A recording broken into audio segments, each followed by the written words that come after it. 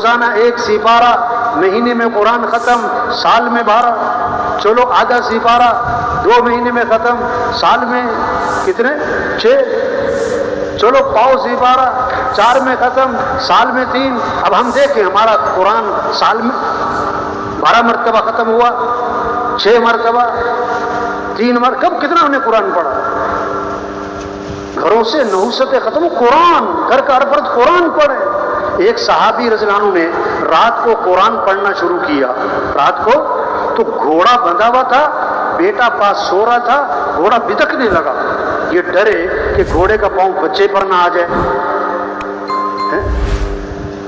جب قرآن پڑھے گھوڑا بدکے، جب قرآن پڑھے گھوڑا، عجیب بات ہے۔ جب سلام پھیرا دیکھا گھوڑا کیوں بدک رہا ہے، تو ایک نور ہی نور ہے سفید بادل کی طرح آسمان پہ، اور آسمان کی طرف اٹھتا چلا جا رہا ہے اور آنکھوں سے اوجھل ہو گیا۔ صبح کو اللہ کے نبی کی خدمت میں حاضر ہوئے اور سارا قصہ سنایا، تو اللہ کے نبی نے فرمایا یہ آسمان سے فرشتے اترے تھے تمہارا قرآن سننے کے لیے، اور اگر تم صبح تک پڑھتے رہتے نا تو ساری دنیا فرشتوں کو دیکھ لیتی ہے۔ قرآن کی تلاوت ہو، یہ جذبہ ہو، اللہ کا ذکر کرنا ہے، سب کے پاس تسبیح ہو، تسبیح ہو، تسبیح ہو۔ آپ صلی اللہ علیہ وسلم نے فرمایا جو 100 مرتبہ پڑھے لا الہ الا اللہ، کتنی مرتبہ؟ 100 مرتبہ، جب قیامت کے دن اٹھے گا تو اس کا چہرہ 14ویں رات کے چاند کی طرح چمک رہا ہوگا۔ آپ صلی اللہ علیہ وسلم نے فرمایا لا الہ الا اللہ، اس کا اقرار کثرت سے کرتے رہا کرو، پہلے اس سے کہ وہ وقت آ جائے کہ تم یہ کلمہ کہہ نہ سکو۔ اوہو، جو مر گیا کلمہ پڑھنے کا وقت ختم، ہم نے بھی مر جانا ہے، ابھی ہم زندہ ہیں، ہمارے پاس وقت ہے کہ ہم کیا پڑھیں؟ لا الہ الا اللہ۔ گھر جا رہے ہیں، دفتر جا رہے ہیں، مسجد جا رہے ہیں، کیا پڑھتے جا رہے ہیں؟ لا الہ الا اللہ۔ آپ نے فرمایا اپنے ایمان کو تازہ کرتے رہا کرو۔ صحابہ نے عرض کیا حضور ایمان کو کیسے تازہ کریں؟ کیا فرمایا؟ لا الہ الا اللہ، اس کو کثرت سے پڑھا کرو، کثرت سے پڑھا کرو۔ ایک صحابی نے عرض کیا حضور اللہ کے نبی نے فرمایا اگر کوئی گناہ ہو جائے تو فوراً نیکی کا کام کر لیا کرو تاکہ گناہ کی نحوست دھل جائے۔ صحابہ نے عرض کیا حضور لا الہ الا اللہ، اس کا پڑھنا بھی نیکیوں میں شامل ہے؟ فرمایا یہ تو سب سے افضل نیکی ہے، یہ شوق پیدا ہو۔ آپ نے فرمایا جو کثرت سے استغفار کرے گا اللہ ہر تنگی سے اسے نکالے گا، پریشانیوں سے بچائے گا، اللہ وہاں سے رزق دے گا جہاں سے وہم و گمان بھی نہیں۔ استغفار پر وعدہ ہے لولا تستغفرون اللہ لعلکم ترحمون، تم استغفار کیوں نہیں کرتے کہ تم پہ رحم کیا جائے؟ استغفار پر فَقُلْتُ اسْتَغْفِرُوا رَبَّكُمْ إِنَّهُ كَانَ غَفَّارًا يُرْسِلِ السَّمَاءَ عَلَيْكُمْ مِدْرَارًا وَيُمْدِدْكُمْ بِأَمْوَالٍ وَبَنِينَ وَيَجْعَلْ لَكُمْ جَنَّاتٍ وَيَجْعَلْ لَكُمْ أَنْهَارًا۔ تم استغفار کیوں نہیں کرتے کہ استغفار کرو گے تو کیا ہوگا؟ استغفار پر وعدہ ہے، ایک تو اللہ کیا ہے گناہ معاف کر دیں گے، اور پھر کیا ہوگا اللہ تمہاری مدد کریں گے مال سے، اولاد سے، اولاد بھی بیٹے دیں گے، مال بھی دیں گے، اور اللہ کیا ہے موسلادھار بارشیں بھی دیں گے، کیا ہے کھیتیوں میں برکت، نہروں میں برکت، باغات میں برکت۔ یہ وعدے استغفار پر ہیں۔ ہاں یہ محنت ہو رہی تبلیغ میں، سب کا رخ اللہ کی طرف پھرے، نماز کی فضا بنے، قرآن کی ذکر کی فضا بنے، دین سیکھنے کا شوق پیدا ہو جائے، اللہ سے مانگنے کی فضا بن جائے۔ ہم سب کس کے محتاج ہیں؟ تھوڑے محتاج ہیں کہ زیادہ؟ زیادہ کہ بہت زیادہ؟ بہت زیادہ کہ بے حد زیادہ؟ تو پھر دعائیں تھوڑی ہوں کہ زیادہ، مختصر ہوں کہ لمبی، کبھی کبھی کہ بار بار؟ صبح کس سے مانگنا ہے؟ شام کس سے مانگنا ہے؟ گھر سے نکلتے ہوئے کس سے مانگنا ہے؟ گھر میں داخل ہوتے کس سے مانگنا ہے؟ دعائیں، مسئلوں کا حل دعا. مسئلوں کا حل کیا ہے؟ دعا. اللہ سے مانگنا، اللہ کے سامنے گڑ گڑانا. حدیث میں آتا ہے اللہ کو پسند ہے کون لوگ جو دعاؤں میں اللہ کے سامنے گریا زاری گڑ گڑائیں.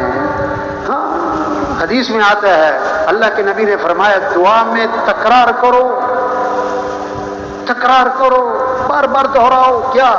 یا ذل جلال والاکرام، یا ذل جلال والاکرام، یا ذل جلال والاکرام.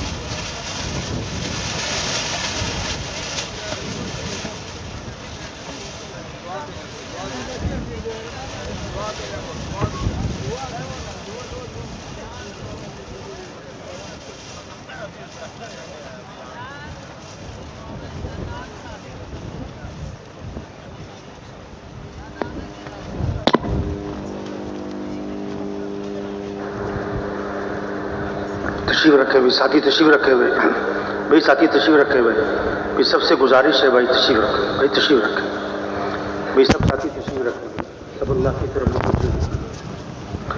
تو بھائی مسئلوں کا حل دعا ہے. کس سے مانگنا ہے؟ ایک اللہ کی ذات ہے جس سے مانگو تو خوش ہوتا ہے، نہ مانگو تو اوفو. کیسی عجیب حدیث ہے. من لم يسأل اللہ یغضب علیہ، جو اللہ سے مانگتا نہیں اللہ اس سے ناراض ہو جاتے. اللہ اس سے کیا ہو جاتے ہیں؟ ناراض ہو جاتے. ہمارے مسئلوں کا حل، ہمارے مسئلوں کا حل اللہ کی طرف رجوع ہے. ہمارے مسئلوں کا حل نماز ہے، ہمارے مسئلوں کا حل قرآن ہے، ہمارے مسئلوں کا حل دعا ہے، دعا ہے، دعا ہے. ایک صحابی آئے، عرض کہ حضور رات مجھے بچھو نے ڈس لیا. مجھے بچھو نے فرمایا اگر تم نے یہ دعا پڑھی ہوتی تو بچھو نقصان نہ پہنچا سکتا. کیا؟ اعوذ بکلمات اللہ التامات من شر ما خلق، اعوذ بکلمات اللہ التامات من شر ما خلق. دعا بتائی. اللہ کے نبی کا گزر ہوا، ایک صحابی کو دیکھا، فرمایا تم پریشان لگ رہے ہو. عرض کیا جی ہاں حضور بہت پریشان ہوں اور قرضے چڑھے ہوئے ہیں، پریشانیوں نے گھیرا ہوا ہے اس لیے پریشان بیٹھا ہوں. فرمایا میں تمہیں ایسی دعا بتاؤں پریشانیاں ختم ہو جائیں، قرضے ادا ہو جائیں؟ کہ جی بتائیں. کہ یہ دعا پڑھا کرو، اللہم انی اعوذ بک من الہم والحزن واعوذ بک من العجز والکسل واعوذ بک من الجبن والبخل واعوذ بک من غلبۃ الدین وقہر الرجال. وہ صحابی فرماتے ہیں میں یہ دعا پڑھتا رہا، میری پریشانیاں بھی دور ہو گئیں، میرے قرضے بھی ادا ہو گئے.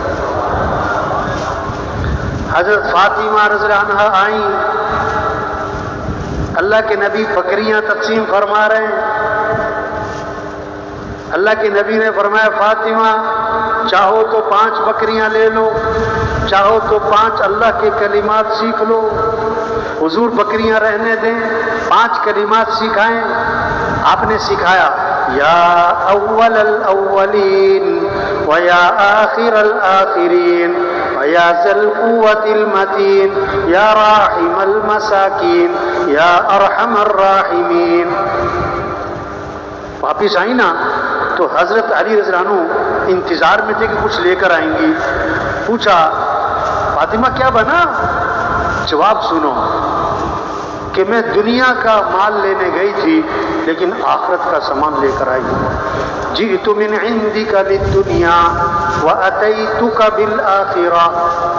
حضرت علی نے فرمایا ھذا خیر ایامک، یہ آج کا دن تیری زندگی کا سب سے بہتر دن ہے، تو نے بہت اچھا فیصلہ کیا. کوئی بات نہیں.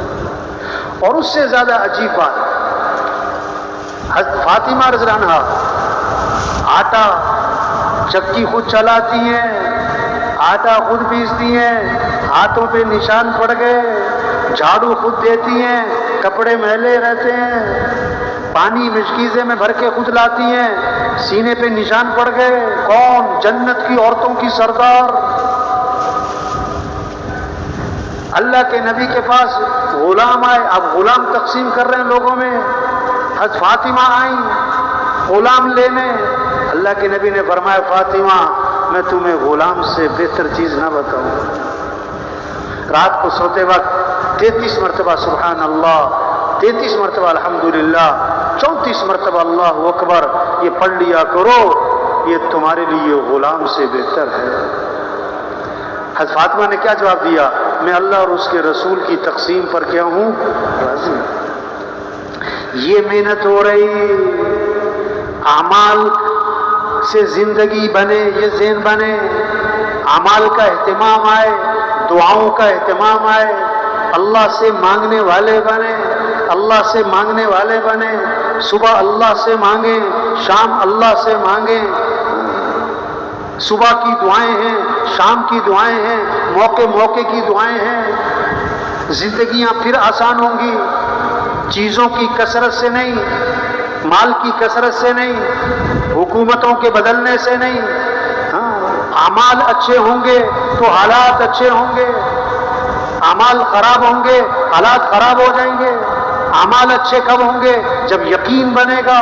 یہ محنت ہے، اللہ کی ذات پر یقین آئے، جنت کا یقین آئے، جہنم کا یقین آئے، آخرت کا یقین آئے، مرنے کے بعد اٹھنے کا یقین آئے، حساب کتاب کا یقین آئے، فرشتوں پر یقین آئے، تقدیر پر یقین آئے، اللہ کے سامنے پیش ہونا ہے، حساب کتاب ہونا ہے، اللہ دیکھ رہے اور اللہ سن رہے اور اللہ شارک سے زیادہ قریب ہیں اور اللہ کے پاس لوٹ کے جانا ہے۔ یہ بات دل و دماغ میں رچ جائے، بس جائے۔ ڈاکٹر علاج بعد میں کرتا ہے، تشخیص پہلے کرتا ہے۔ اگر بغیر تشخیص کے علاج کیا تو بیماری اور خراب ہو جائے گی۔ یہ کیوں بگاڑ ہے، یہ کیوں شر ہے، کیوں فتنے ہیں، کیوں مسائل ہیں، کیوں پریشانیاں ہی پریشانیاں ہیں؟ اللہ نے وجہ بتائی، ما اصابکم من مصیبت فبما کسبت ایدیکم، جو بھی تم پر مصیبت آتی تمہارے گناہوں کی وجہ سے ظاہر